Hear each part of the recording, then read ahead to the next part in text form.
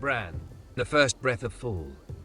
Fall arrived quietly, carried on a thin, thoughtful wind that slipped through the stones of Winterfell and reminded us the warm days had been borrowed time. Hodor rose early to hunt dire boar, and I went with him. Hunting in autumn feels different.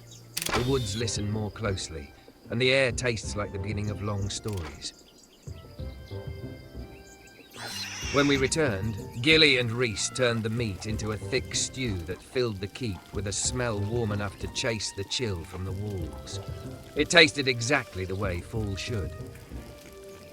Normally we would hunt with more patience, taking only what the forest offers. But winter is a long memory in the north, and the folk know better than to greet it with empty stores.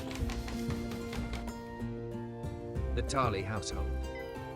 Little Ammon has begun walking, which I am told is a joyful milestone. From what I can see, it mostly involves him wobbling across the floor like a determined duck. Gilly's pregnancy is advancing as well. This brings moments of glowing happiness, and mornings where she looks at breakfast the way a soldier looks at an incoming siege engine. Despite this, she and Sam seem to have discovered a great enthusiasm for one another's company. Jon, in a moment of surprising courage or questionable timing, confessed his feelings to Gilly. She turned him down kindly but firmly. It was awkward in the way only honest things can be. Sam, who has always had better instincts than he realizes, proposed not long after. Gilly accepted with a smile that could have warmed the whole courtyard. Something about the moment seemed to steady her, and afterward she returned to the kitchens with renewed determination. Jon then confessed his love to Sam. Sam pretended very convincingly not to hear him. Later they stood beside each other, making extremely polite conversation about the weather, which in the north is often a useful topic when everyone is pretending not to have just experienced something deeply uncomfortable.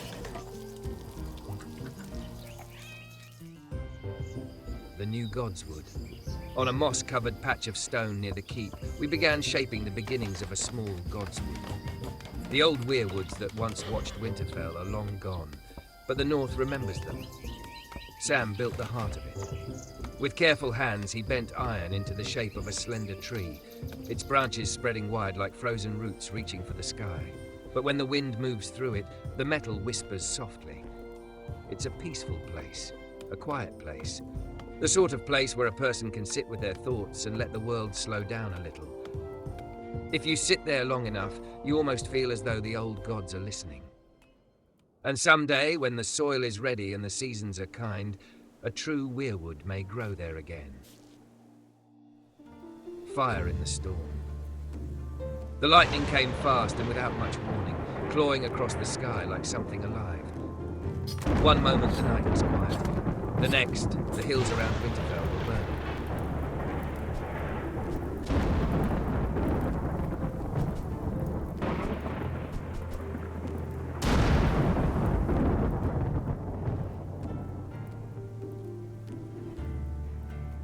By morning, the fires were still raging in stubborn lines across the dry brush. Smoke drifted over the keep in slow grey rivers, and every crack of falling timber echoed farther than it should. The flames did reveal something unexpected. Sam, being Sam, immediately volunteered to investigate and rescue whatever relics might still be inside. This proved slightly more adventurous than expected. He disturbed a nest of rather unfriendly insects inside the ruin and ended up cornered among the fallen stones. When he finally emerged, he was scratched, stunned, and very much ready to leave. Hodor carried him the rest of the way to bed and set about tending to him with quiet patience. Winterfell survives many things. Lightning, it turns out, is only the latest addition to the list.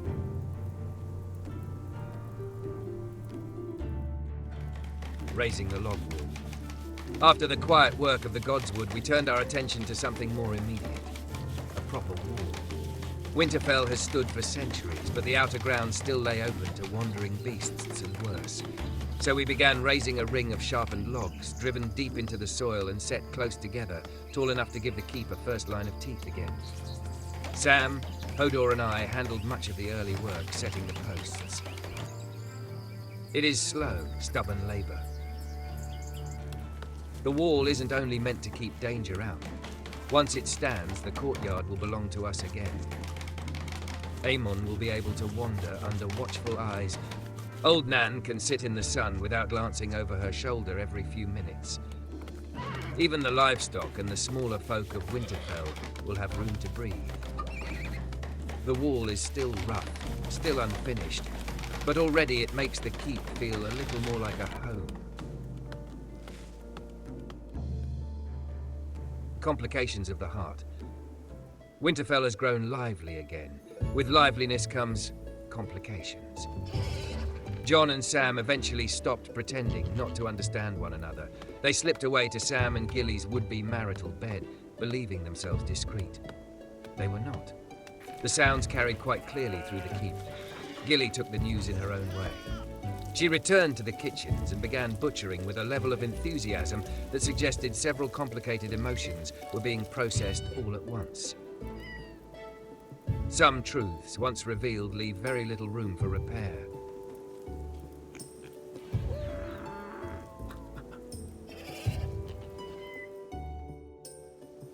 The first child of winter. The first day of winter arrived quietly, carried on a pale wind that slipped through the stones of Winterfell before dawn. The men, perhaps sensing the season in their bones, had begun neglecting their razors. Shaggy beards appeared everywhere, which they claimed helped affirm their manhood. I cannot grow one yet, being the second youngest. My face remains stubbornly stubbled. I don't mind. That morning, Gilly was already hard at work in the kitchen, cooking and cleaning with determined energy, while Jon sat nearby eating breakfast with the careful silence of a man who suspects he has disappointed someone. Rhys assisted with the latest haul of boar, calmly butchering, while Gilly turned the meat into stew and winter stores. Then, quite suddenly, Gilly's water broke. She was rushed at once to the barracks, where Sam took charge with surprising calm. Word spread quickly, and soon her closest companions gathered nearby. The excitement proved too much for old Nan, who promptly began having what appeared to be a heart attack. Sam, deciding that Gilly seemed stable for the moment, turned his full attention to reviving her. After several tense attempts, she returned to the world with her usual stubborn vigor and insisted on getting out of bed to continue helping. Without pausing for rest, Sam returned to Gilly's side once she had managed a short walk and a bite to eat. He stood watch over her with quiet dedication, perhaps a little sheepishly, but with undeniable care. Whatever awkwardness lay between them, she carried his child, and he meant to see them both safe. Aemon sat nearby, drawing on the floorboards, watching his adopted father move about the infirmary. I think the boy was learning something important about him in that moment. At last, in the early hours of the morning, the waiting ended. Little Sammy was born. The folk were surprised by his beautiful dark complexion, which is when Sam explained that somewhere in the distant branches of his family tree lived ancestors from Essos. The north is not always as simple as people think. It was a strange beginning to winter. Messy, emotional, a little awkward, and full of second chances. Yet by the time the sun rose over Winterfell, a new life had entered the world, and the keep felt warmer for it. The feral hogs of Decembery. Our log wall was nearly complete, though not entirely foolproof. One unfortunate oversight left a log bracing the gate open. A psychic disturbance swept across a herd of wild boar, driving them into a frenzy. Maddened and snorting, they surged toward the northwest cottage, trapping Sam, Jon, Arya, and little Aemon inside, while the beasts screamed and battered at the walls. The noise carried all the way to the keep. Rhys of Gilly, Hodor, and I roused quickly and rode out to help.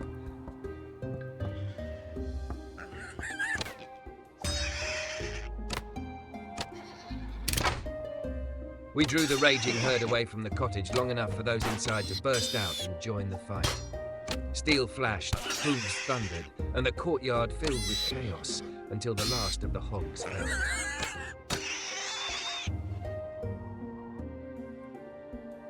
By the early days of December, the air had turned sharp and watchful. Strange omens are said to herald long winters in the north. I cannot say if that is true, but the world did feel restless. Winter's threshold. And so fall slipped quietly into winter. The wind carries a different voice now, colder and more certain. Even the stones of Winterfell seem to know what is coming.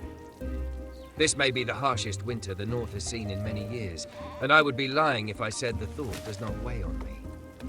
Yet when I look around the keep, I see what we have built with our own hands. Walls rising where there were ruins, stores filled with food and timber, wolves sleeping beside warm fires, children learning to walk in the halls. The North is never gentle, but it rewards those who prepare. If the long winter truly is coming, and it always is, then I think we are ready to meet it together.